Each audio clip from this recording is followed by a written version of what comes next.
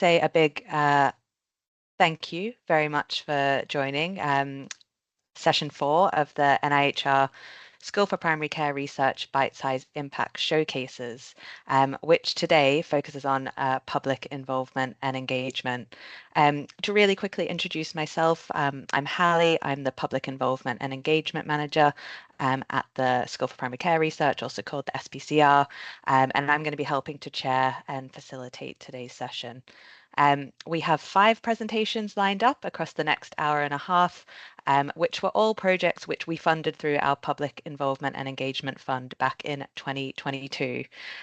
So this fund really aimed to support researchers to trial new and creative approaches to public involvement and engagement, or even support them to kind of expand their current involvement and engagement plans to make sure we're reaching those underserved by primary care research. So we're really looking forward to hearing about the different approaches that they took and their learnings from each of these projects. Just before we get started, just a bit of housekeeping. Please be aware that we'll be recording this session. This is an open event and we'll have a large number of attendees. So we've also disabled camera and microphones just to minimize background noise and distractions. After each presentation, we'll have 5 minutes for questions, and we'll ask you to put these questions in the chat throughout the presentation, and I can come to these afterwards.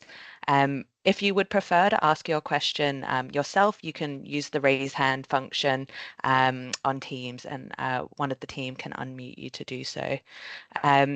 So without further ado, I'm going to hand over to our first speaker, which is Alice Faux-Nightingale, to share her slides and her presentation about symptom patterns and life with longer-term COVID-19 in children and young people. Alice, over to you. Thanks. Just going to share my slides. Are they coming through okay? They are. They're not in presenter mode yet, but we'll... There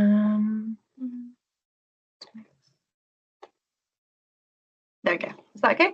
That's perfect. Thank you. Fab. Thanks.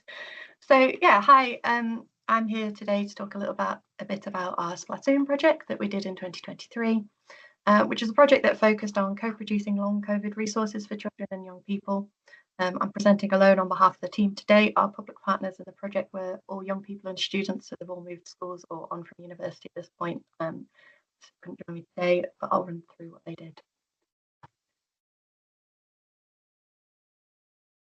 So the SPLaToon project was a sub-project of the SPLaT19 project, which was investigating the symptom patterns and life with longer-term COVID-19 in children and young people. That project has a cohort and a qualitative element, and really the SPLaToon project came out of the interview findings from the main study. So in interviews that we had with children and young people with long COVID, they said that they'd struggled to find information about long COVID, particularly about how long COVID affected children, and they said that they wished that they'd had more information available to them at the time.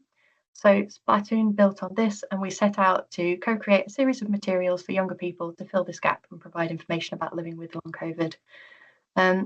And it was really important to us in this project to let children and young people lead us on what those materials should look like, how we should share them, and to ensure that the young people with long COVID who have been part of that main study were part of the development of the materials. And we were really fortunate that 2 of those original participants and their parents and our original young lay co-applicant from SPLaT agreed to work with us on SPLaToon. So what do we do? SPLaToon took place from April to September 2023, with the majority of the PPIE work occurring between June and August. So April to June, we set up the project and we established all the relationships we needed for the study. And these included media students who were there to produce the information materials themselves, and then children and young people to be part of those sessions. We knew that we wanted to host some sessions in local schools, and we were able to go to our lay co-applicant secondary school through him. But we were also really well supported in getting into schools by the wonderful team at Keele and North Staffordshire's Teacher Education Trust. And they arranged teacher training placements in the area. So they were able to identify, contact schools for us. They supported us in setting up the sessions, and they were really fantastic, really keen to support us getting research into schools. Once we had everything set up, the project itself ran June to August, and we really planned the project around 2 phases: resource development and resource refinement, with sessions run with children and young people at the start of each phase. So the first sessions worked to develop the plans, the specifications for materials, and we focused on content, which we defined as kind of what materials needed to include, presentation, so how the information needed to be shared, and then design, so what the materials needed to look like. For the primary school sessions, we developed a series of activities to explore these areas with the classes. And then where we had smaller groups or ran sessions virtually, we took the key questions from those school sessions and we went through them in group discussion instead. We were really lucky in the initial stage. We managed to reach out to a few more groups to be involved in the sessions, and we were able to take our questions to the main study PPIE group and spoke to a group of work experience students who were in the School of Medicine at the time. We've got quite a lot of input in the early stages. Once we developed the specifications, media students made initial designs, and then for stage 2, we took those early drafts back to as many groups as we possibly could, and then refined those designs, those plans with those groups until the groups were happy. And then after this stage 2, the media students did the final polishing up. They completed the materials, and we spent the last few months of the project printing and disseminating the final 2 products. So in terms of the people we worked with across the project, we managed to reach 66 children and young people aged between 10 and 18. And we had the 2 students who joined us to produce the materials. And we were, really lucky to be able to include not only the schools and young people with long COVID that we'd planned, we also managed to work with work experience students. We went to a SPLAT session with the NIHR Clinical Research Network of Young Research Champions. And we also were able to support a local young actor as well. So in the early development sessions, young people said it was really important to have a young person presenting some of the information so that it felt relatable. We were able to recruit an actor to be part of video filming and production. So she was able to be part of developing the films with the students as well. And it's worth noting that 3 of those, the media students and the young actor, joined us as authors on the paper that we wrote up about the project and talked about the impact of SPLaToon for them and what they took from it, which was really great. So the early sessions with young people gave us a really informative set of specifications for what long COVID materials needed to contain and what they needed to look like and where we needed to put them. And it was a pretty extensive set of specifications. A couple of highlights are that they said we had to make sure information wouldn't provoke worry or stress. We had to provide information in short snippets. They told us to use social media platforms like TikTok and YouTube Shorts, and they included lots of suggestions on how to make videos exciting or something that younger people would want to look at. They also said we needed offline materials for people who can't access the internet. They picked out the colour scheme. And I mean, interestingly, they talked about credibility of information and the importance of where that information was coming from and trusted sources. They talked a lot about accessibility, and they really focused on additional needs like visual impairments, audio impairments, dyslexia. We had some children with dyslexia in the sessions who were really vocal and talking about what they needed to access materials in terms of colour scheme and font. So all of these kind of came together into a final set of specifications. The media students did a fantastic job of working with all these guidelines, and they came up with a social media campaign and a leaflet. So they made 6 short videos, I think a maximum of 1.5 minutes long, which was based on recommended times from the children.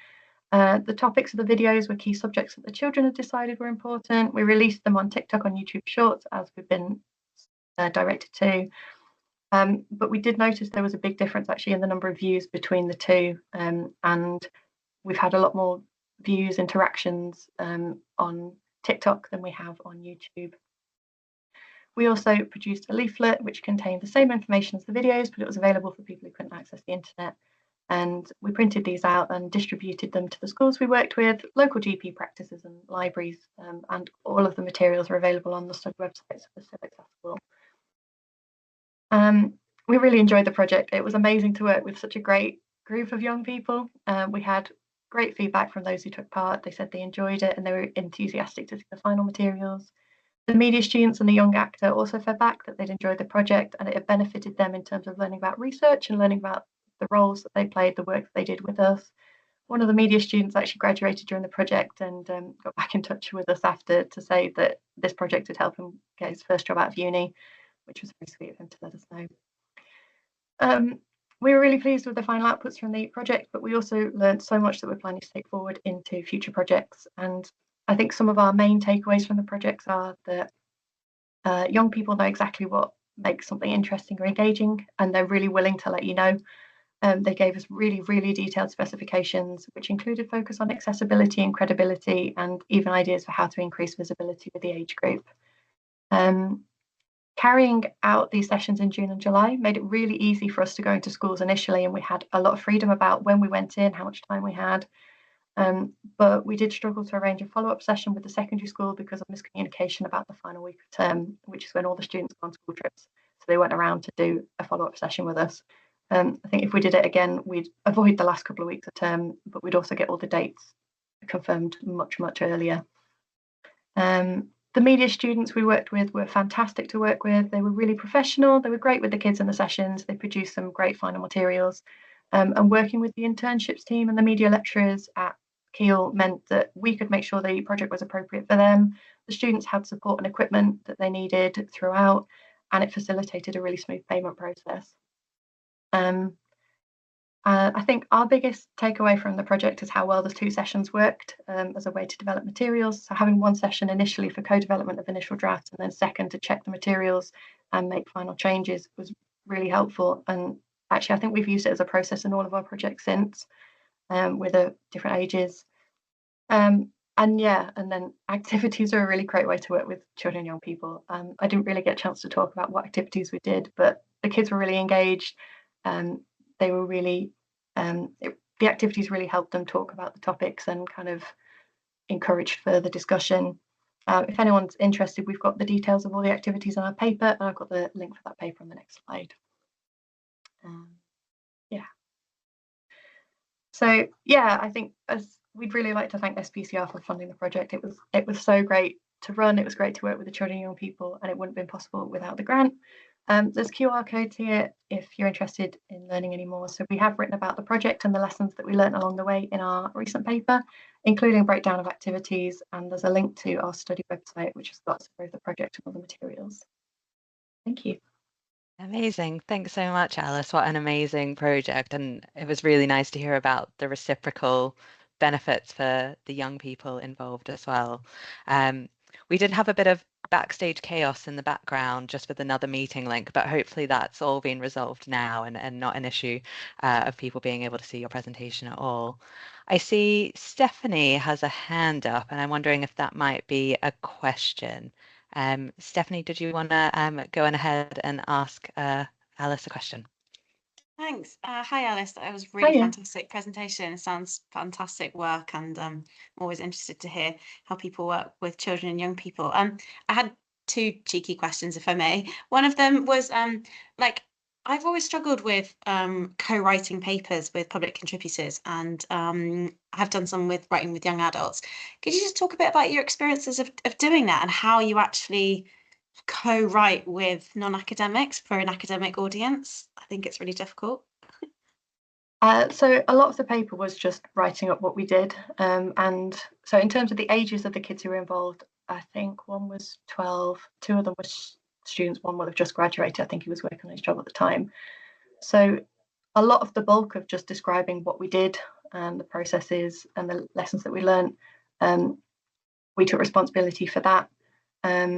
We did also actually have, we did the bulk of that, what we did, the processes, those lessons, but we left it up to them. There's a section about what they felt about the project, what they took from it, which we left up to them really, and we gave them the opportunity to write what they thought, what they'd learned, write about their experiences and things that they felt would be important to include in the paper. So though their words are in quotes, so we try to make really obvious that it's their contributions, but there's that section for them there in that paper. Cool, thanks. I've got another question as well, but I'll wait to see if anyone else has one because I don't want to hog.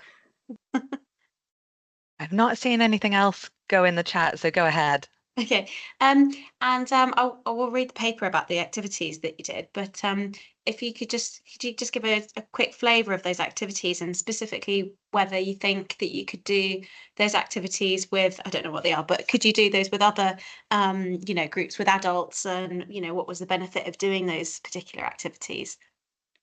Yeah, so we had a real range.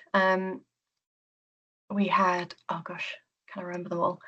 So we had the three main stations. We had content, presentation, and design, and each one had at least two breakdown activities. So for things like content, we had what are the kind of subject area, or what are important bits of information for us to include. So what do we need to include in these materials about long COVID? And we had a series of kind of pre-prepared questions which had come out from the interviews, and we'd come up with these, but we put them all on strips, and then we have plenty of like blank strips as well, and opportunities for the kids to add more information if they thought, like the thing that we hadn't thought about that we didn't go with was, what is COVID? Like, as in terms of what is COVID, what is long COVID? So that went in as an extra option. So we gave them all the strips, and then we did it as a sorting exercise, so they could physically move strips around. They could say what the most important ones were, what the least important ones were. Each activity had a facilitator, so there was somebody there if a child had an extra idea, or if they wanted to have things at the same level, they had that freedom. They could be talking about it while they did it, or the quieter ones could just get on and do it if they didn't want to be part of that discussion. We had, so that was kind of content. Presentation, we had things like, where should we share this information? We had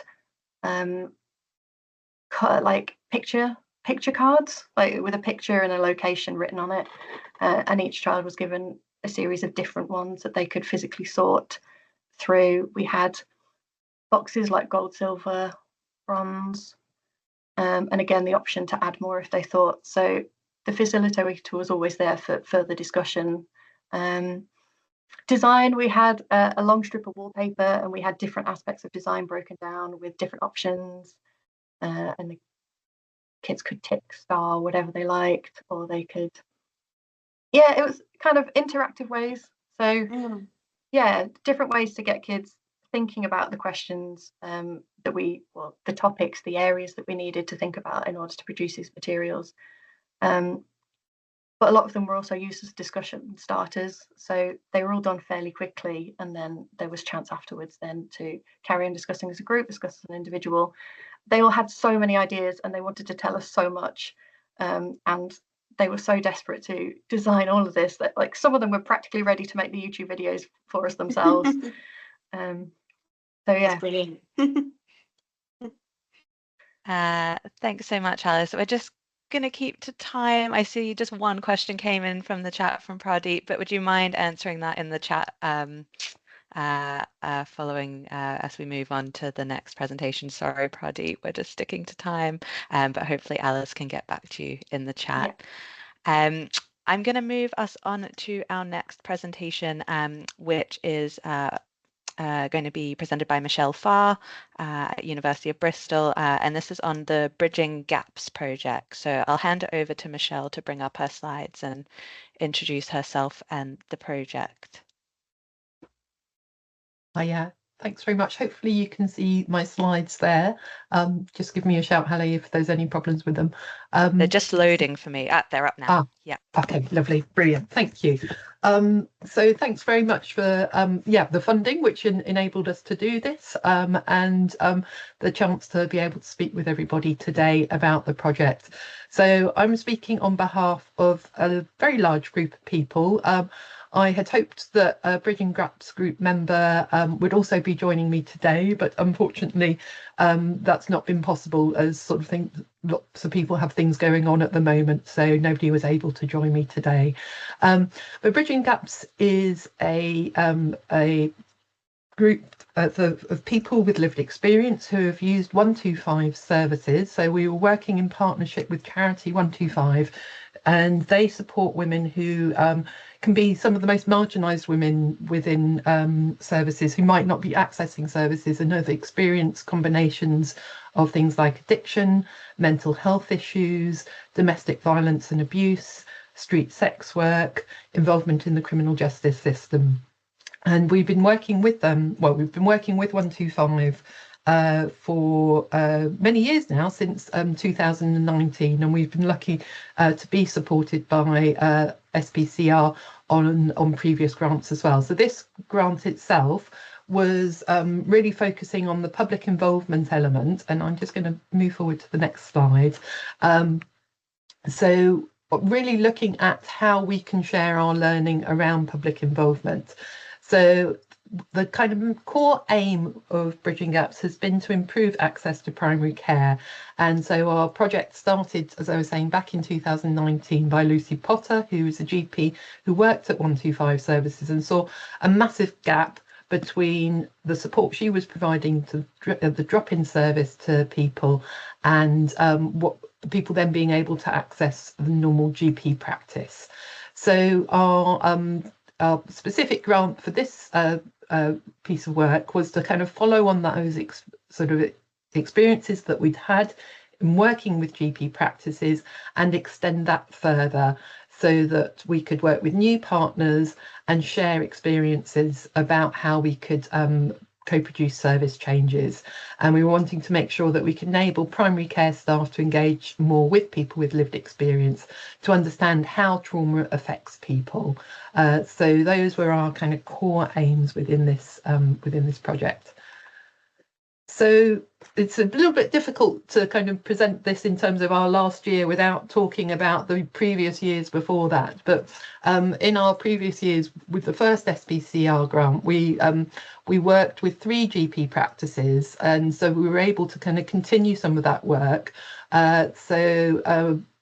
There was, and then kind of extend it to new GP practices. So in our earlier grant, we worked with a practice called Wellspring, who's set up a new open doors clinic where they made 30-minute appointments available to people using the same GPs. So people who had experience of multiple disadvantage and really finding it difficult to be accessed GP services had a much easier route into being supported by their GP practice.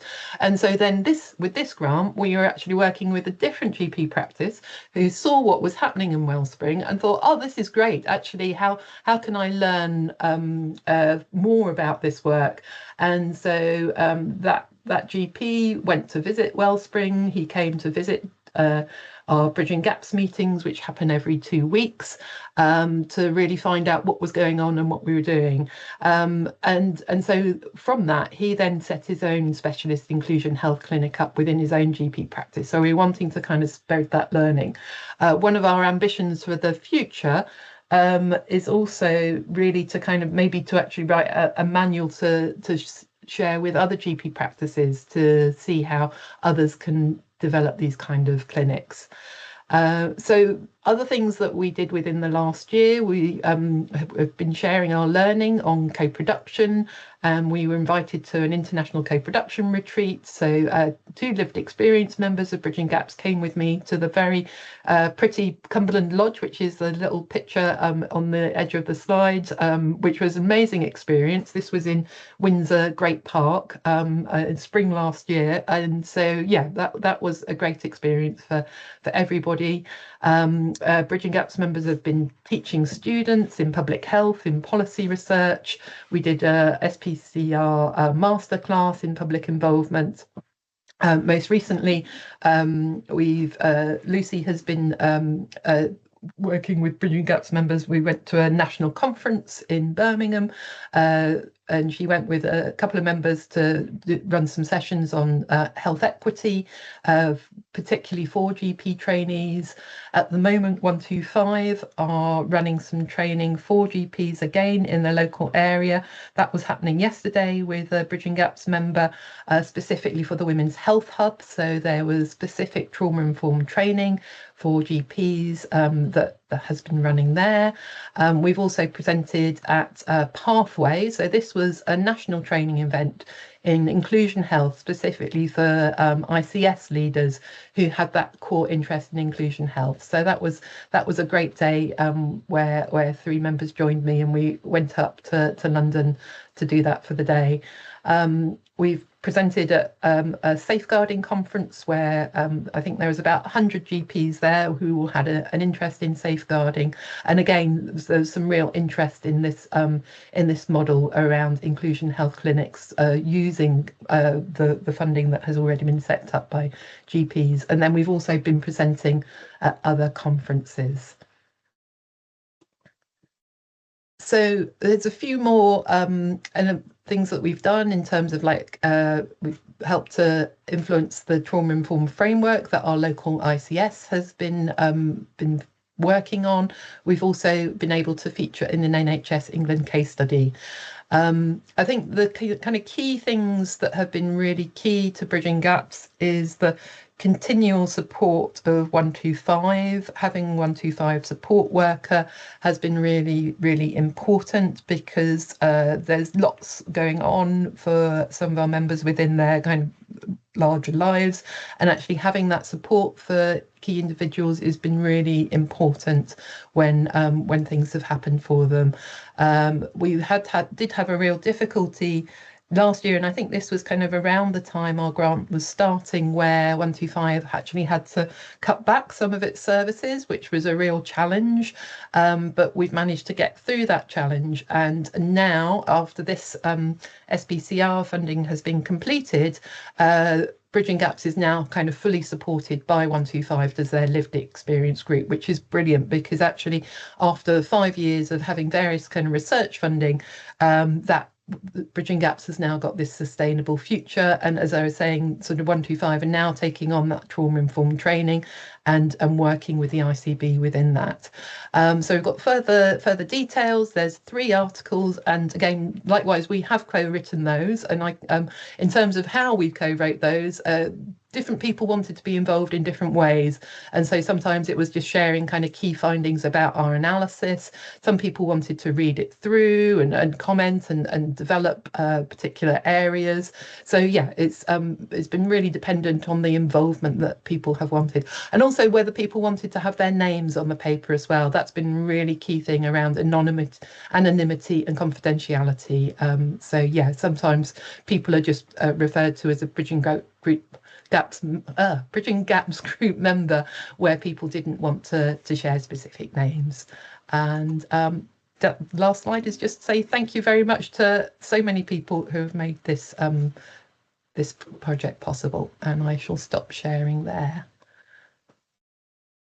Thanks so much, Michelle. Amazing presentation and an amazing piece of work. I'll ask others to put questions in the chat if you have anything for Michelle, or do use the Teams raise hand button and we can come to you. I can't see any at the moment. So I had a question that I wanted to ask just around kind of your approach to sustaining this group. I know you touched on a little bit, but could you, I think one of the things we hear a lot around public involvement and forming networks is being able to continue those relationships. Yes. And I wondered if you could talk a little about your approach to kind of try and sustain the network, and maybe challenges and ways you've overcome it. Yeah, sure, absolutely. So it really has been a massive sort of fundraising effort, in the sense of consistently being able to get the smaller funds. I think my kind of role, which is funded by ArcWest, has been really important. So having that infrastructural kind of role has helped provide some continuity to been able to enable that. But then other than that, I think having lived experience members really at the core of the decision making. So our core part of Bridging Gaps is that absolutely every 2 weeks we will meet up. So that's something that's been really important about who's making the decisions and when and why.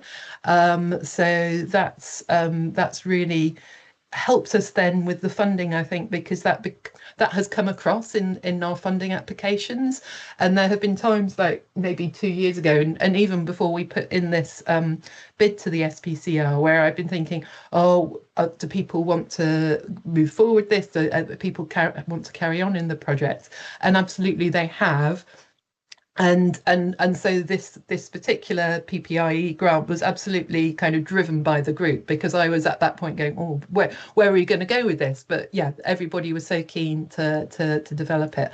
And then I think most recently, with the sustainability and 125 taking it on, they really saw the value of having the group continuing through 125. So that involved quite a lot of negotiation, management, making sure that everybody felt happy with the direction. So yeah, lots and lots of conversations. So making a space that everybody feels that they can be heard, where they might disagree with things as well, has been really important.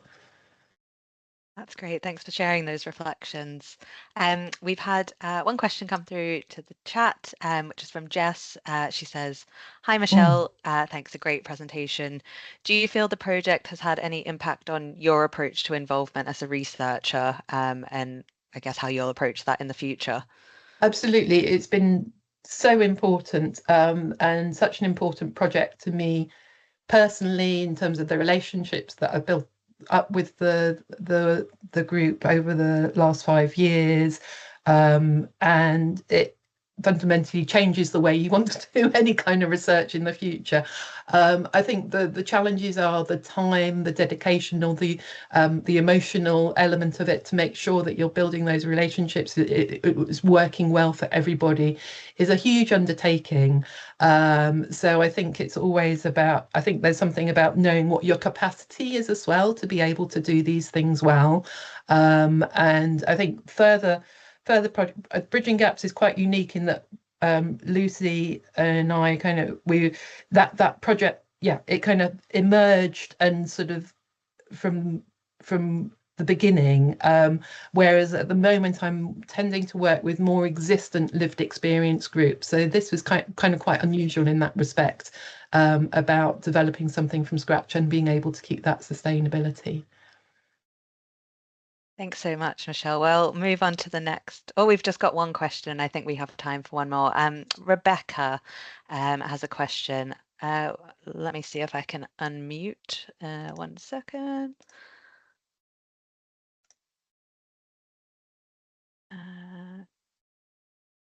Okay. Rebecca, you should be able to hopefully unmute. Yeah, all good. Yeah, and thank you, Michelle, for the very clear presentation and for the excellent work. I have just one question, not sure if I missed anything. I mean, is there, is the study will be running nationwide, or like, which are the location actually is the study you conducted? Just to make sure I got that, Rebecca, is it that the location that you're talking about? Yeah. So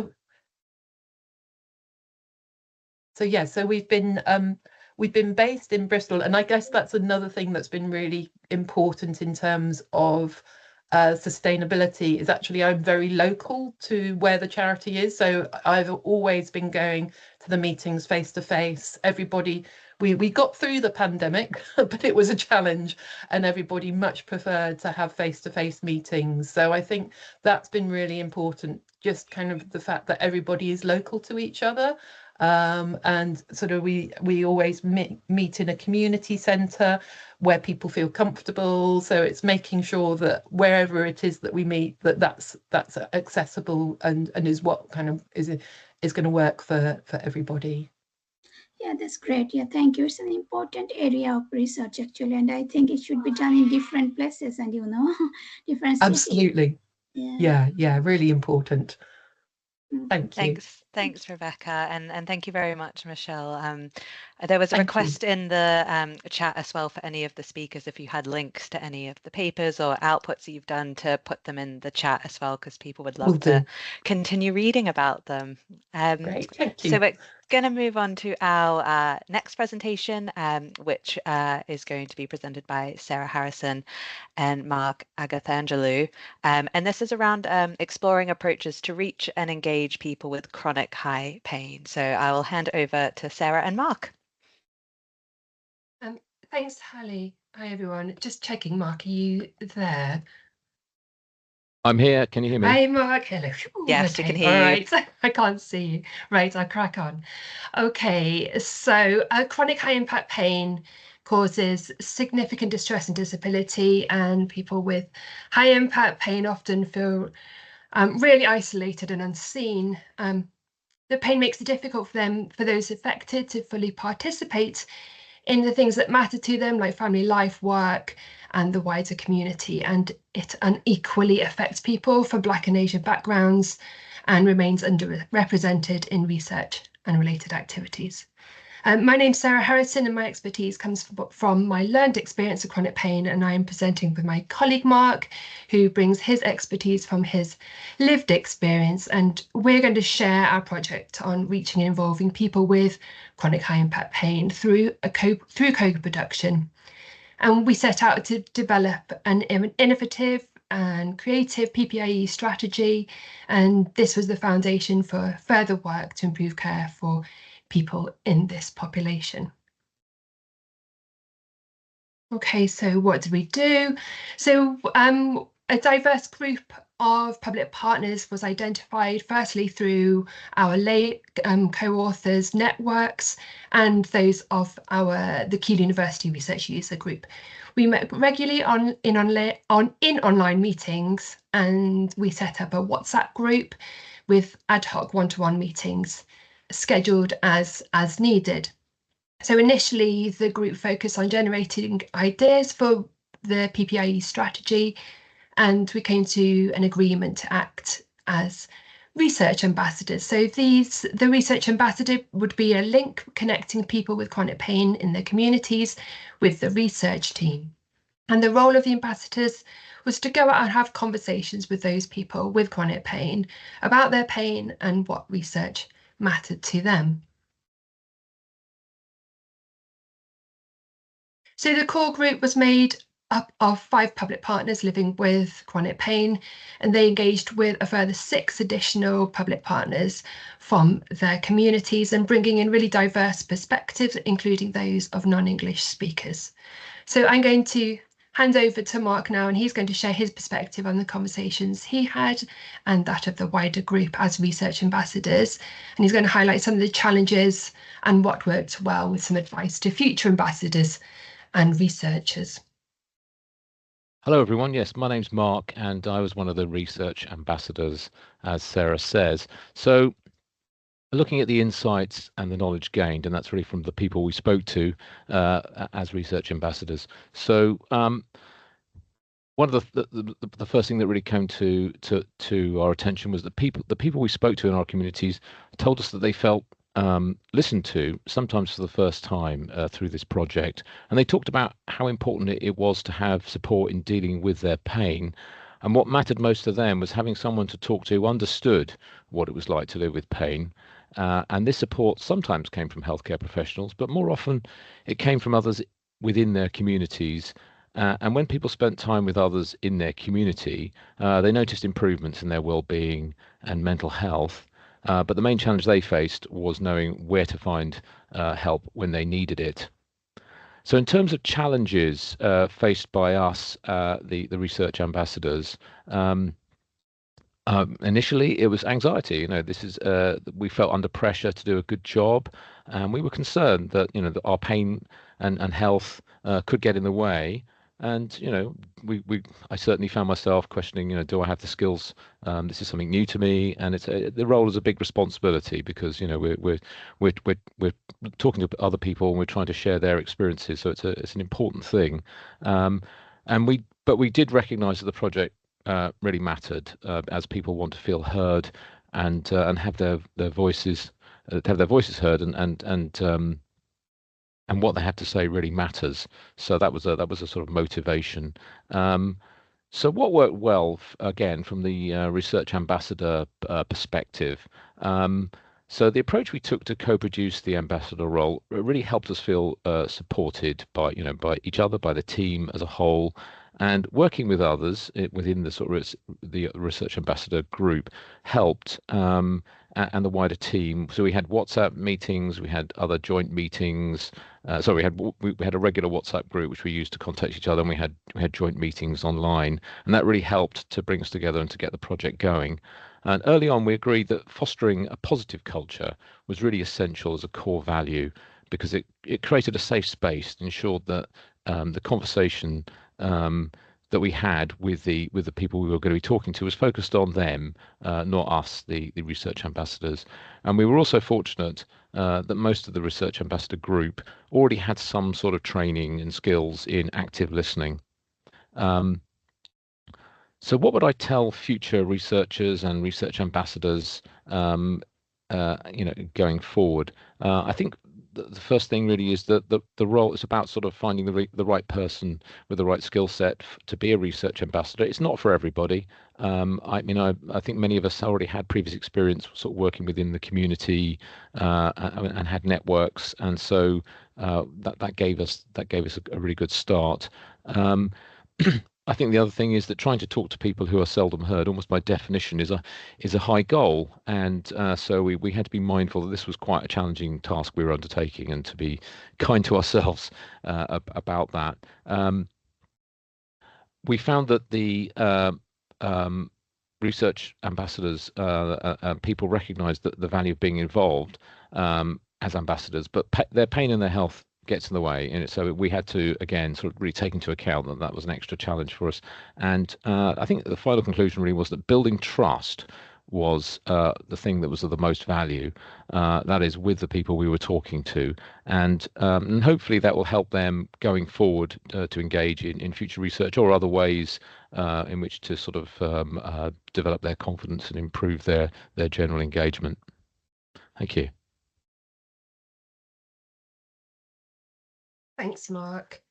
So our goal was very much to do good PPIE, and we aimed to amplify the voices of people with chronic high impact pain, especially those who really were rarely heard. Our regular meetings fostered collaboration, and as Michelle was just talking about, really focused on building relationships together, which was really important for me, and also helped us make those shared decisions. We reflected that the meetings and the WhatsApp group provided support, it built confidence in the role of being the research ambassador. And at the start, as Mark mentioned, we really kind of like focused on setting kind of like a positive culture, setting these kind of the spirit of the approach we were taking, focusing on trust, flexibility, and really taking a person-centered approach so that we created a really inclusive and supportive environment. So WhatsApp kept us connected. It ensured it easily have easy updates. I often just pinged kind of a visual update after meetings to provide a memory and just a reminder of what we discussed, and provided ongoing support. And in terms of impact, the ambassadors engaged people from diverse communities who really wouldn't otherwise have had a chance to be heard. And by speaking to people in the communities, the ambassadors recognised the value of their own lived experience and as peers. And this was really important. And from this, we identified a need for research on peer mentors in chronic pain management. And I'm taking that forward to a future funding application. But from the work of the group, we also highlighted the need for accessible, acceptable, inclusive resources to raise awareness and encourage people to get involved with PPIE related activities. And in response, and funded by the most recent round of the core, we're co-producing a film to showcase the real knowledge and experiences and wisdom that people living with chronic pain have and bring to research and society. So looking ahead, And linked to those challenges that Mark talked about the responsibility of the role, we want to further evaluate the role, especially with regards to issues like training for potential research ambassadors and guidance for researchers. So we really want to shout out a massive sincere thanks to our research ambassadors who came along this journey with me and continue with me today, and to the researchers at Keele University for the support. We have got a blog, so please do, if you want to find out further information about the activity that we got involved with, please do go to the blog, which is on the SPCR newsletter. Thank you to everyone, and yeah, please, really happy to take questions. Thanks so much, Sarah and Mark. Excellent presentation. And there was a few things that stood out to me. And I think one thing that Mark said, be kind to yourself in these roles. And I think that really speaks to public involvement. We can't do everything, but it's about, you know, trying our best and learning from what we're doing. So thanks so much for that. There is actually a question for Mark in the chat. Jess says, thanks, Mark, for sharing your experience. Really great to hear the perspective of a research ambassador. Would you have any advice for researchers who are looking to build trust with people who experience chronic pain? Yeah, so that's a really great question. I think probably you know, really listening and finding out what the person's experience is, and what they feel they can bring and what their skills are, and sort of really being mindful, as you know, as you just mentioned, really about some of the limitations that people with pain have. You know, we may need to take time out. Some people have brain fog at certain times. There's going to be fluctuations in people's conditions. So yeah, it's really understanding, you know, through talking to people what it is, what the experience of living with chronic pain is like, and then adapting to that. And that was done extremely well in this project. I think, you know, just approaching with a spirit of sort of empathy and kindness and understanding really is goes a hell of a long way. Thanks so much, Mark. Yeah, very, very good advice. And we've had a comment which I'll read out because I think it's really valuable. Martin says it's not today's issue, but a great topic for research, as too many medics don't take pain seriously enough.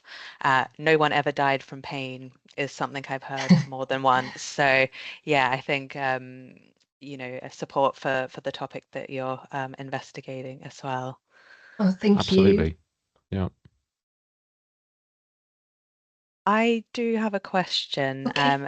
and it probably goes to both of you maybe, and it was around, Mark, what you said about anxiety around taking on a new role. And I just wondered, this probably applies to lots of different kind of public roles, and I wondered if you had any advice for researchers or others about how we support members of the public who might be feeling that anxiety about stepping into a role, and how we can support the public better. And maybe, Sarah, what you did in the project to support the research ambassadors.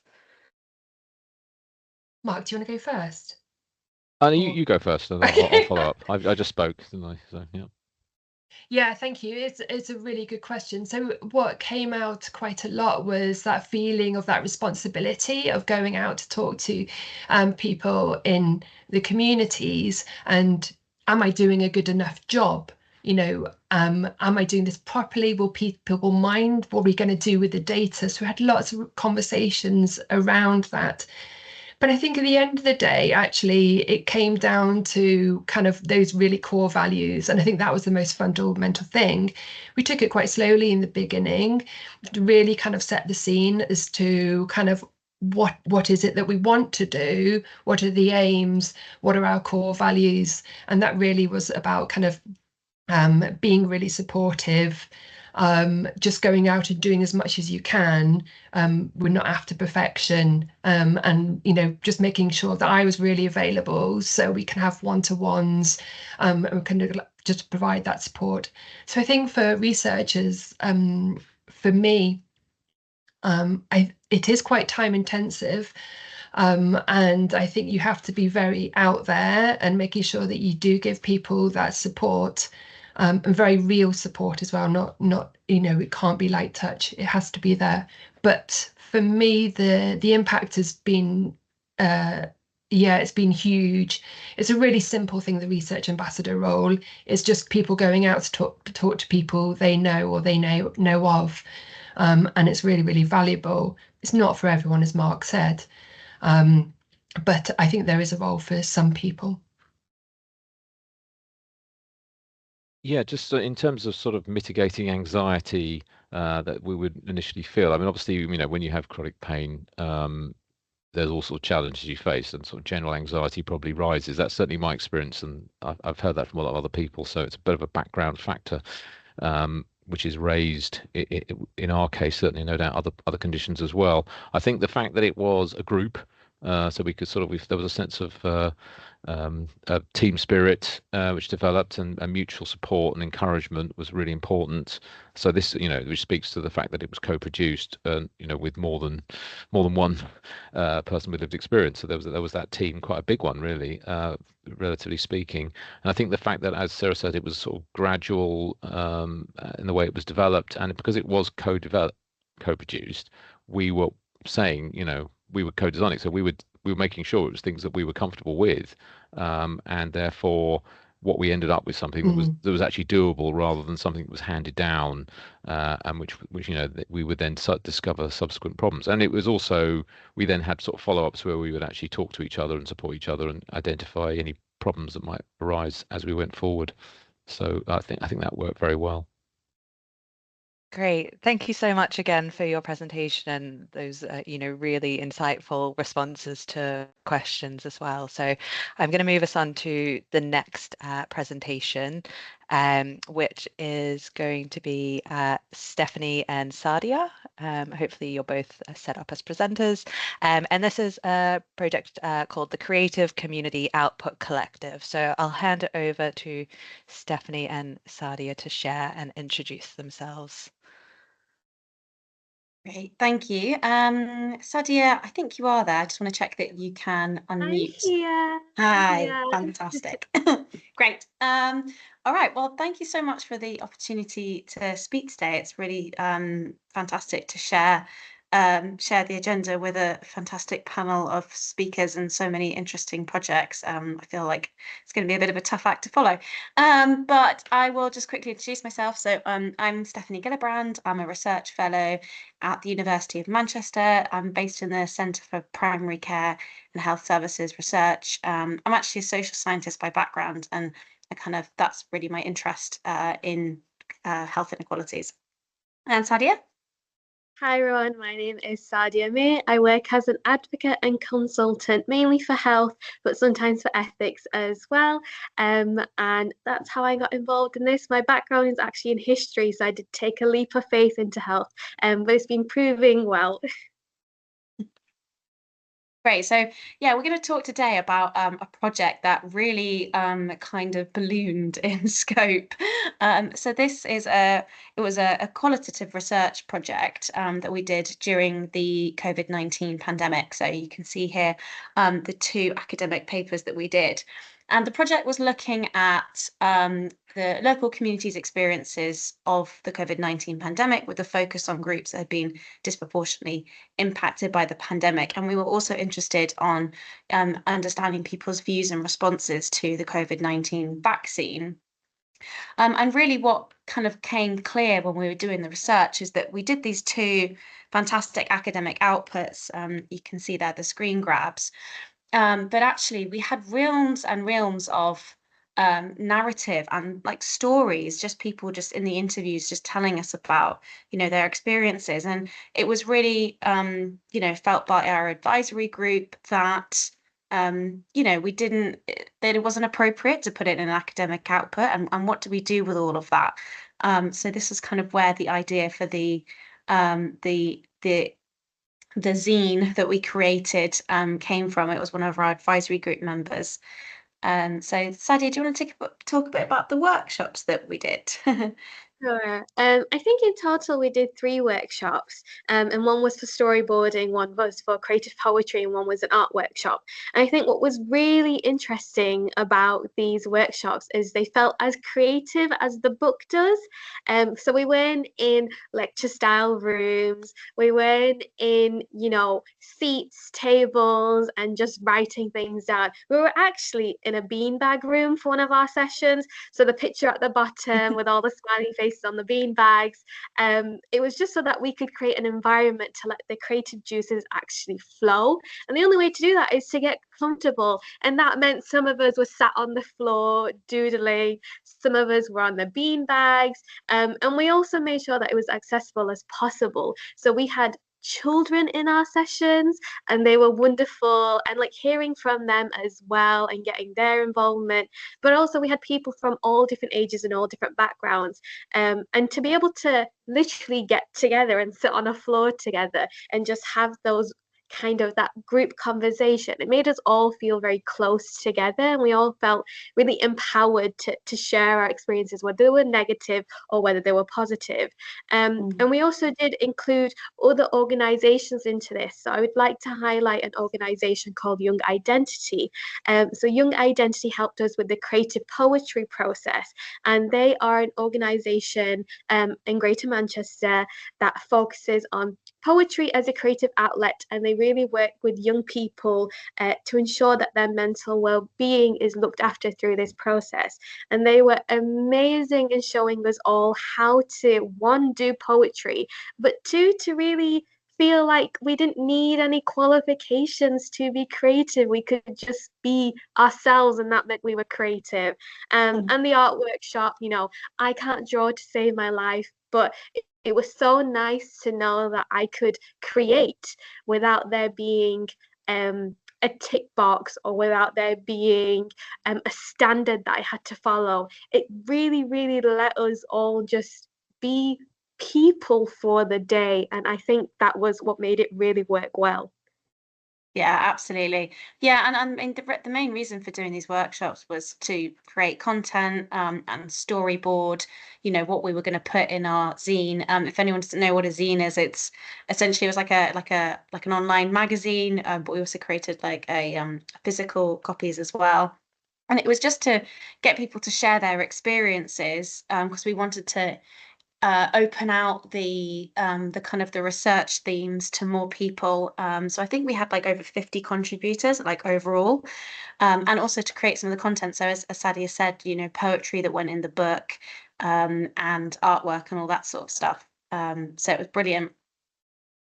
And then actually on how we made the zine, so we did work with a graphic designer, because there was no way that I was going to be able to pull this all together. But you know, I had an artist reflect some of the poetry that we did. So on the left there, you can see this kind of cartoon infographic, and that was based on one of the poetry pieces that our collaborators had made. And then in the middle here, this is one of our contributors' actual GCSE artwork that they did during the pandemic. So they put that forward to be included. In the bottom here, you can see some of the quotes from our research study participants. So what we did is kind of intermingle the quotes from the data into as well more people's lived experiences and additional creative outlets. Sadia, do you want to add anything to that? Yeah, I just, when we're looking at the zine and looking at how we wanted to lay it out, we wanted it to feel alive, like you were in the room with actual people who influenced this book, which is why, you know, there's a lot of bright colors, and we kind of made it have this like handwritten feel with like the little bits of tape and, you know, recipes and things like that. By the way, if you use the banana bread recipe, it is mine. So if you enjoy it, just know it was me.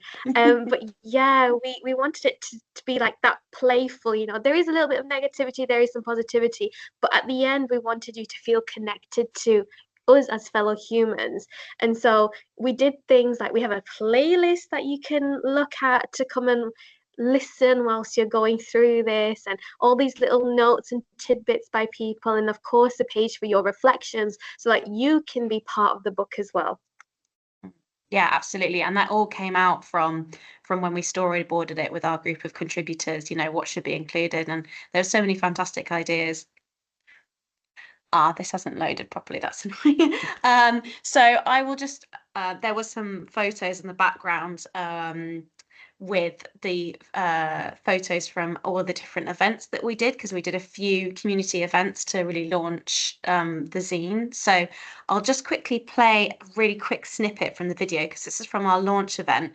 So the University of Manchester celebrated its bicentenary year last June. So we kind of dovetailed with the celebrations of that, and they had this festival, and we basically did a little launch event as part of that festival. So I'll just quickly play this and hope it works.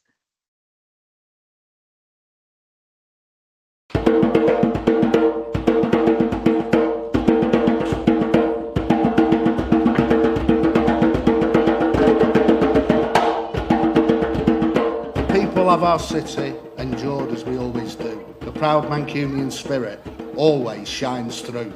We rallied to the call, helped each other through lockdown.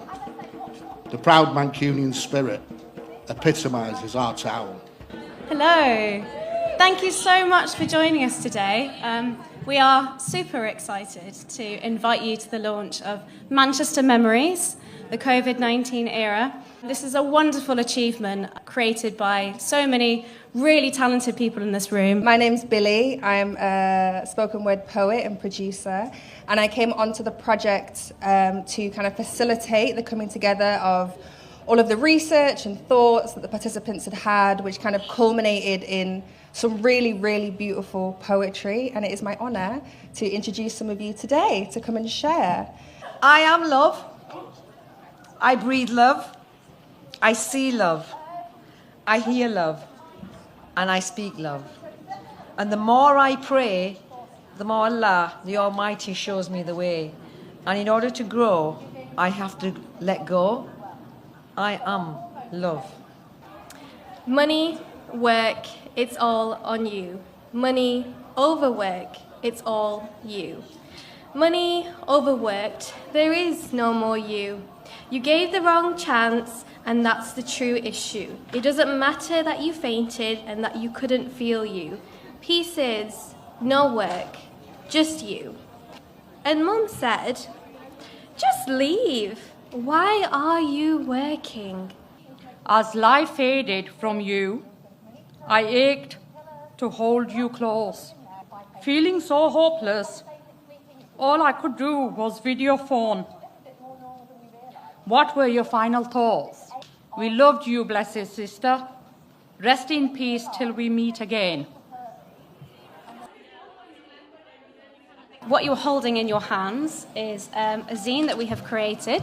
This came out from a research project that we did over COVID, and there was really a need that was articulated to us from the different local communities that we were working with, that we needed some research that was going to capture people's experiences during the pandemic, and specifically communities that were most greatly impacted by the pandemic, because unfortunately we know there were unequal impacts.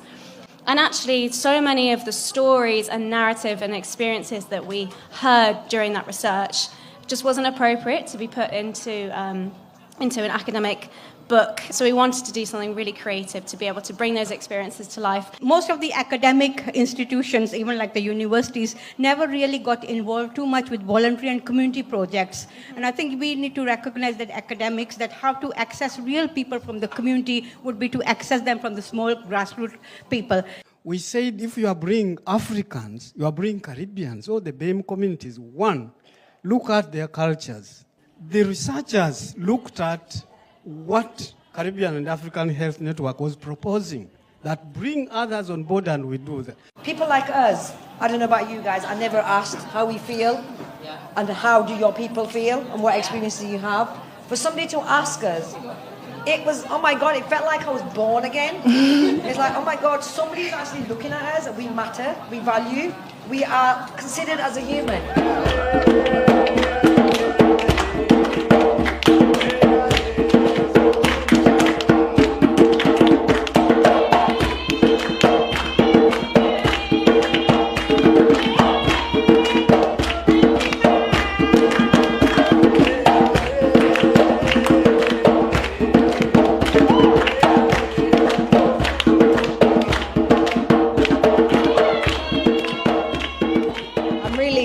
Grateful to be a part of this process, and I was really surprised at how different everyone's experiences was. Despite the fact that the pandemic was something that affected all of us, it was really lovely to have that day to delve into everyone's individual stories and kind of explore those feelings and experiences. It gave me that space, safe space to talk and just to relieve myself, and like Ross said, the finished product is an achievement and a half, honestly. We were actually living through a monumental time in history, and it was such an unprecedented event that it was important to me that not only my experiences but the experiences of people who look and sound and act like me were accurately reported. It's about letting people feel those feelings we had to ensure that they can, one, sympathise, but two, be able to do something with that feeling. Obviously, COVID was something that took away a lot of communities and like broke down a lot of community in society. But within, how long were we there? 4 hours? I felt like I'd known everyone, even people I hadn't even conversed with. I felt, and even now coming back today, it's like I know you all like a community and how quickly you can rebuild that. And I think that's quite a powerful thing that we've made. A triumph of human spirit, a catastrophe for humankind. A triumph of resilience, a catastrophe for the mind. A catastrophe of epic proportions, a triumph for tenacity. A catastrophe of innocence, a triumph for humanity. From tragedy, a beauty is seen. Through the trays, my vision is clear. In this journey, time is suspended. Which of the favours of your Lord will ye deny? Count the blessings, make them known. Shout hallelujah, live hard, love fiercely, rejoice. Which of the favours of your Lord will ye deny? When handled without care, wholeness is scattered and dismembered, falling off the shelf you sit comfortably on. The ground beneath becomes a graveyard of broken pieces, unrecognisable from the rubble and remnants of before. Courage mixed with powdered gold glues back the pieces. Reformed into something new, placed back on display on the family mantelpiece that holds up the fragile things from the barefoot floor. Break and repair, moulded into history, scars shine golden. Thank you.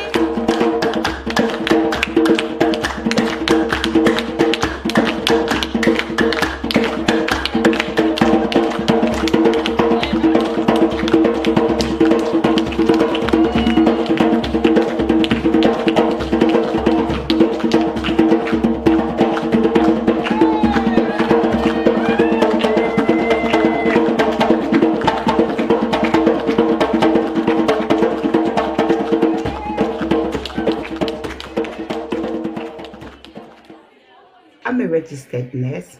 During the COVID time, I look after thousands of people with COVID. Taking part of this program, I've never regretted it. It was educative, fun, good networking.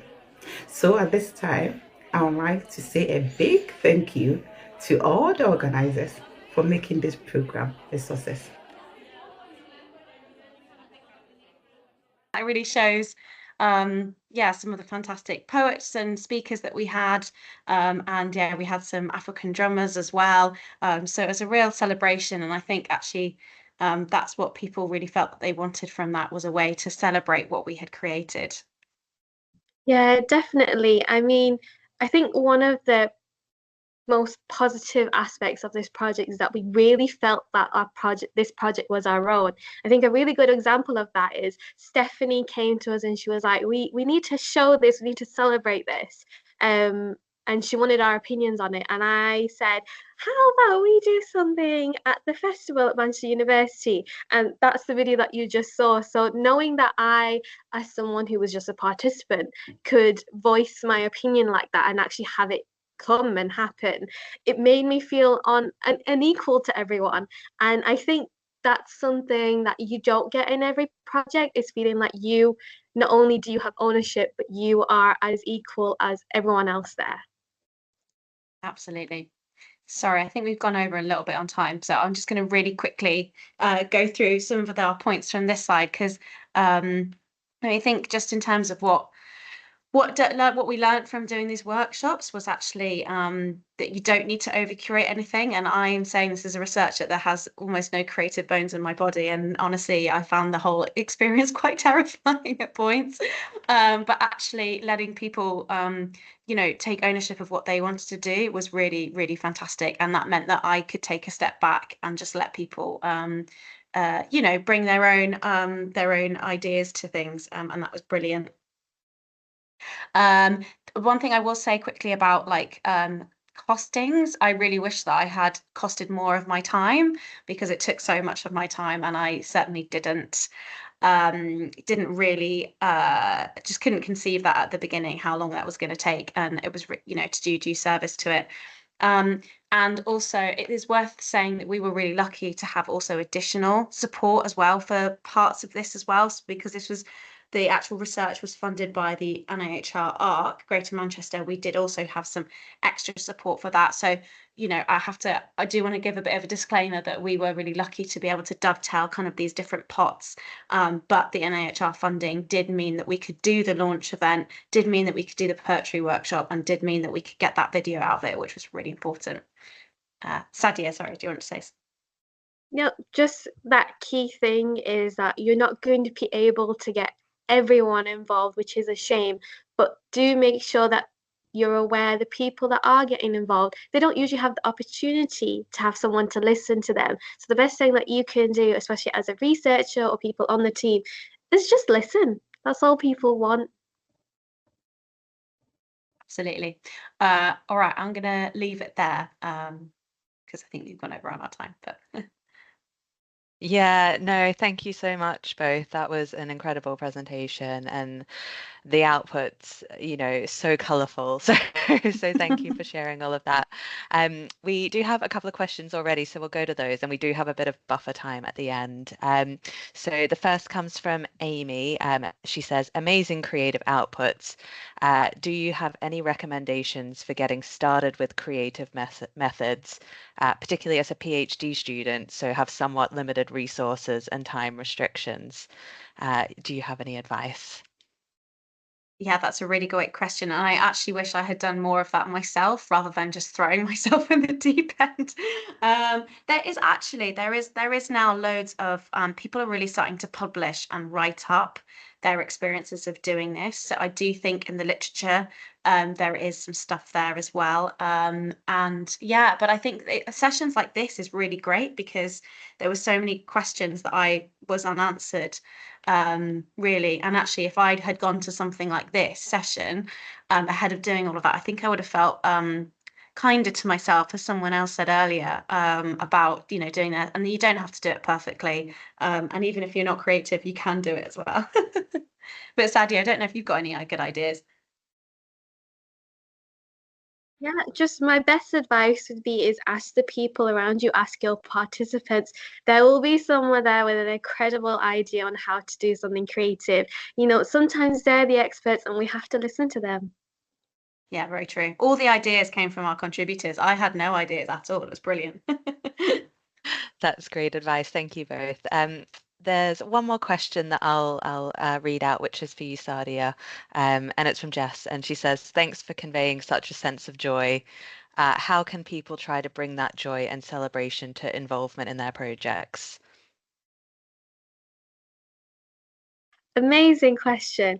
I think it's always important, especially when you're dealing with people's emotional circumstances and things that they go through and their experiences, is that you address it as openly as possible. There will be joy, but there will also be sadness. And just being open that this is a space where we welcome you with both joy and sadness, and that we work through this together. So whilst I, for example, did share something quite upsetting with my experiences during COVID-19, knowing that the people were around me and they were supportive, and then hearing joy that happened to other people, and that, for me, it kind of shifts your view on things and makes you feel kind of gratitude. But also I think it's a case of giving yourself grace. you're human, you're allowed to feel things. And whilst we may feel some negative emotions in that moment, how wonderful is it to then come through that and then speak with pride for ourselves and happiness for ourselves and looking towards the future with positivity. So yes, definitely have that spirit in you. Let people kind of talk as they need and then bring you up with something positive. Whether that's something as simple as something I like to do is I ask people, what duck are they today? And I have a little spreadsheet and it's all pictures of funny little ducks. And even that just get a laugh out of people. Something as simple as that can make sure that people leave happy. That's the important bit. They can arrive however they want, but they should leave with a smile on their face. Amazing. I'll just add something to that brilliant answer. And not that I'm going to be able to top it, but definitely going to do the duck thing. But one thing that our contributors really wanted was that we didn't re-traumatize people during this process, because it was obviously a really difficult topic. And as part of that, when we did the art workshop, you know, we the kind of the experience of doing art, and we gave them lunch as well. People said to us after, actually, they found it so much easier to talk about things and get joy out of the experience because of doing something that was creative. And I think that's really, really key.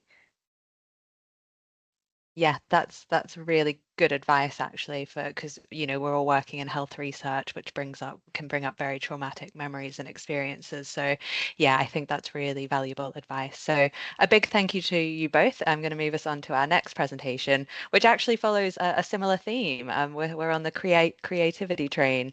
So I'm going to hand it over to Jess and hopefully Tarika to share their project around a creative approach to explore the lived experience of blood testing. So over to you guys. Great. Can you see my slides yes. now, everyone? Yes. Hopefully. Can see them Great. fine. Thank you. Yes, and huge thanks to Sadia and Stephanie for sharing their experiences. That was really inspiring, and hopefully we can we've got some links in terms of what we've done. So I'm going to talk to you about a slightly smaller project than yours, exploring the use of found poetry as a creative way to explore the lived experiences of blood testing. And before I start talking about that, I want to make sure I mention the amazing team that made this happen. So my name's Jess Watson. I'm a GP by background and a clinical lecturer. Terry's here also to bring her expertise as a public contributor, and she was really key to co-facilitating our workshops and planning and delivering this whole project. We were also really lucky to work with Fiona Hamilton, who's a local poet in Bristol, who was absolutely key, bringing her creative skills to the project, and Julie Clayton, who's PPIE specialist, who really helped to bring together fantastic groups of diverse participants to take part in our workshops. So I'm just going to, so the aims of the project that I'm going to tell you about were sort of threefold. So we wanted to explore how poetry might be useful as a creative way to engage the public in research. We also wanted to create a way in which the voices of underrepresented people could be heard in a more powerful way by the research community. And through that process, we wanted to engage a diverse group of participants with lived experiences for future research, further research into improving test communication.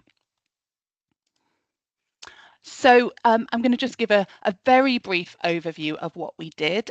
We ran 4 poetry workshops with diverse communities, and how we did these workshops was essentially, we started it off with a poetry-based warm-up activity. So the participants in the workshop were invited to respond to a range of beautiful objects that were laid out on a table, and they gave their responses, which were kind of woven together by Fiona to create a shared poem. After we did that, we then introduced the topic of blood tests, which we found was actually, a powerful stimulus for people to share their lived experiences. And I think because we were working with the medium of poetry, people were really able to access and share experiences, and they were captured in their own words on strips of paper. We then had a sort of short refreshment break, and Terry and Fiona then worked their magic, and they took these strips of paper with participants' own words, sort of selected those with particular resonance, and wove them together to create what we called a found poem. So this is kind of the literary equivalent of a collage. And then, you know, the most exciting bit of the workshop was the performance of the poem at the end by Fiona and Terry. And I think participants were really excited, and it was kind of a spine-tingling moment when they heard their own words kind of transformed through poetry. At the end. And we ran sort of 4 of these workshops with different groups. And then we kind of came back full circle to the original group, which was a group in Barton Hill, Coffee Morning group. And we brought a young up-and-coming creative who created a film from those poems that had been created at the coffee morning. So rather than me talking too much more, what I want to do is just share this short 2-minute video and then introduce Terry to give her reflections on this experience.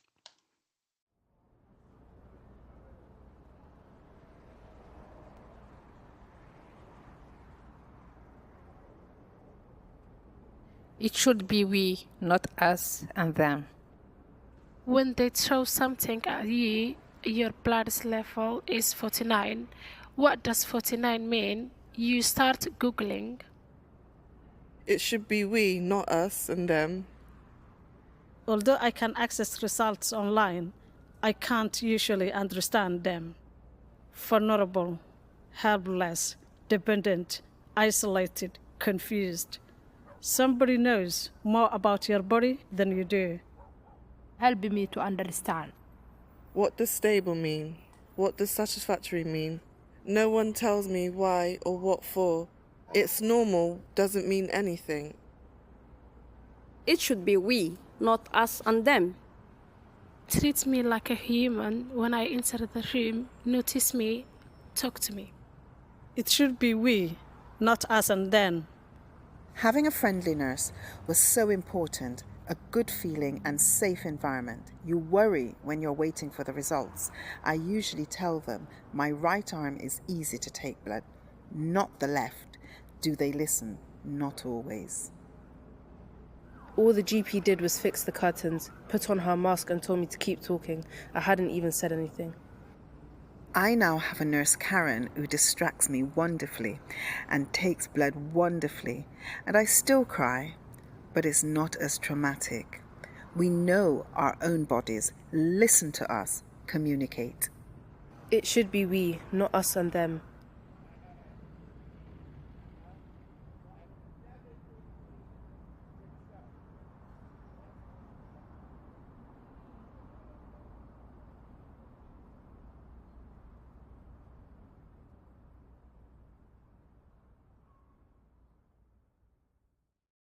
So I imagine a few people here might be asking the question, why did we decide to use poetry here for these workshops? And it was certainly something, you know, it was interesting, Stephanie, hearing your reflections as an academic. It certainly felt like something very much outside of my comfort zone. But I thought I'd use some of the participants' own words to explain why they found it helpful. This is sort of some of the post-it note feedback we received at the end of the sessions. And one of the participants said, you know, using poetry makes it more powerful, makes it more personal and a powerful way of getting the message across. And another quote which I love was that this was really an distillation of the essence of our thoughts. And I think you can really see that in the video, how powerfully this brings across the topic. So this has directly led to us securing a larger funding grant from the NIHR for a project to use co-production methods to improve test communication. And through these workshops, we've engaged with underserved communities and recruited a diverse PPI panel, including people who've no previous experience of public engagement activities. And the video and the poems that we've created from these workshops are already being used in that research during focus group meetings and during meetings with stakeholders to make sure that the patient voice is at the forefront of those discussions. So I wanted to welcome and introduce Terry now, and what we wanted to do was have a little sort of question and answer session here to just explain the experience from a public contributor perspective. Hi Terry, are you able to unmute? Yes, hello everyone. My name is Tarika. Hello. I'm going to stop sharing so we can see each other better. Welcome. Hey, fantastic. And just start with the first question for you, which was, what were your initial thoughts when you heard about this project? My initial thoughts as an artist, I was quite intrigued. I mean, when we think of working with an artist, we'd always think about visual artists, like art that you can see with your eyes. So poetry, I think everyone probably thought, how is that going to work? I, as an artist, was thinking, how is that going to work? I mean, I love the use of words and how it can be shared, but thinking of it working in the medical field, it's, yeah, I was intrigued. Intrigued, great. Yeah, absolutely. And, you know, and I felt like this was something exciting, something outside of my comfort zone, something different. And that's part of the fun, really, not knowing what's going to come out. What did you enjoy once we got started with it? What did you enjoy most about the project? I definitely enjoyed how everyone's voices just kind of flowed. So once we warm everyone up with the objects on the table and how that started conversations, it then helped the juices to start flowing in terms of what they're feeling and what they're connecting to. And when you think of blood, it's all about the senses. So that's why we use those things as senses to kind of trigger a lot of feeling and thoughts and memory. And words just start flowing in terms of how people felt about having an injection, getting their bloods done. And that's how these words were able to just kind of put on paper or just being, you know, talked about. It was a beautiful experience to see how everyone's faces were when they were talking about the experience. You know, their faces were like they're being heard, they're being listened to. And that was very important. I think that was my best experience of seeing that, being in the room and being present and seeing how everyone was just kind of talking about their experiences and how they felt, and how when we put that on paper and bring it back to them, how their faces just kind of lit up to think, oh my God, that's what I said, to be actually recognized that these were their words and their voices, how important and powerful that is. That was my, yes, my most lived experience I will never literally forget. Yeah. I mean, there was a spontaneous sort of round of applause, wasn't there, after those poems were performed? It really was a sort of spine-tingling moment. It was really great. Finally, do you have any suggestions for anyone who wants to try something like this? Definitely go for it. It's about finding the artists that would work collaboratively together to get their people's voices, the participant voices out there in the best way possible, and make sure I know it's hard to make sure everyone's being heard, but make sure their voices are being heard and put out there. So it's finding your team, your village, your artists, your people, find that connection and just work with it. And with Jess allowing us as artists to work freely how we kind of see fit. She was there, but she kind of allowed, knowing that that was not kind of her kind of area of expertise, she kind of gave us that free fall of just, you know, taking it and kind of doing it how we see fit, making sure that people's voices were being heard. So yes, appreciate when you have people from the medical field, the researchers, to allow the artists to do what they're kind of good at doing. Getting it put out that's there where the and be magic heard. happens. Let the magic happen, and trust in letting the magic happen as well. That's perfect summary. And I just want to finish by, you were talking about the voices of these people. This is one of the groups of people that we worked with, and I just want to really emphasize huge thanks to everyone who's taken part in this.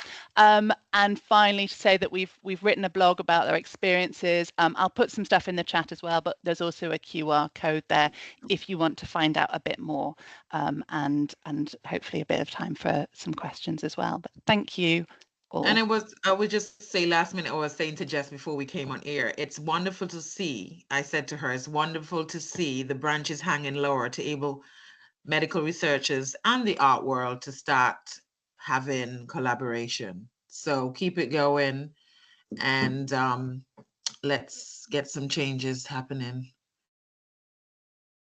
That's me in a nutshell. Thanks so much, both of you. Thanks, Jess. Thanks, Terry. An amazing project, and really great to see. The video was so powerful, so thank you very much for sharing that. We do have time for a couple of questions. There's one that's come through already, which might be for you, Jess. It was around whether literacy was an issue throughout the process, and this comes from Martin, and he's kind of said, you know, over 20% of adults have literacy difficulties. I guess how did this project or approach address that issue? Absolutely. So I think, you know, the workshops, some of the workshops we went to communities where there were some language barriers as well, and we were working with existing community groups, and within that they had existing facilitators who were built into those community groups who could help us with translation. And I mentioned about the strips of paper, but we weren't only using strips of paper. What we were doing is I was scribbling furiously. There was lots of discussion in small groups and then bringing it back to the big groups, and I was scribbling furiously on some of these scraps of paper throughout all of that to capture some of the words and phrases, so people who hadn't written anything down, that didn't matter. They were still contributing to that creative process, and those words were being interwoven into that final output of this found poem. And I think there was actually a lot of feedback, particularly from the Somali community, that there's a sort of a real kind of strong history of poetry and spoken word poetry within the Somali community. So they really responded well to this, actually, as something that they recognized and that they could engage with. Even if they couldn't write, they could all engage, and they felt that their voices were being recognized and being heard. Thanks very much, Jess. We've not had any more questions, but I have one question for Terry, and it kind of follows on from the previous presentation as well. I guess, how do researchers engage with creatives? What would be the first step in your perspective of how we make that first step to get involved with the creative arts? I think, piggybacking on what Sadia said, there are people out there, you just got to throw it out there. I'm part of the Coffee Morning. I attend regularly, and that's how word got around. I think Jess was looking for poetry, and I think one of the ladies who helped co-facilitate it, Samira, mentioned, oh, Terry does poetry. So I think throw things out there, because you never know who is in the community that has that passion for something and can really get it started. So have conversations, meet with groups, you know, have that familiarity, build trust and stuff. I always said, for one, build trust, go to the community groups and, you know, have conversations and stuff, and build that trust with them first and foremost before you just throw yourself in and say, I need this done, kind of thing. Build that trust and warmth and empathy with people first and foremost, because these are very intimate conversations we're going to have with people. So that needs to be built first and foremost. Thanks very much, Terry. Really good advice. And I think a common theme throughout this whole showcase today has been building relationships. So it's nice to end on that as well. So I think I'm going to bring us to a close. There's a lot of very kind comments in the chat for Jess and Terry as well from your presentation. And just to say a big thank you to all our presenters. It's been incredible to hear the breadth of approaches that you've been taking and the different outputs that have come out of all the work as well. Just some common themes that I think was really nice to hear throughout all the projects was there's no one way of doing involvement. We need to be adaptable, flexible, and creative. Going back to what Mark said, be kind to yourself. You know, there's no right or wrong. It's a learning process. And again, this relationship building, which I think, you know, it came through on all the presentations. So a really big thank you. As people have been saying in the chat, lots of food for thought, and we appreciate your time today. So thank you to our attendees. We'll be putting the recording up on our YouTube, and we can send a follow-up email as well with slides and any further links which might not have got put in the chat. But yeah, just to say a big thank you and enjoy your afternoons.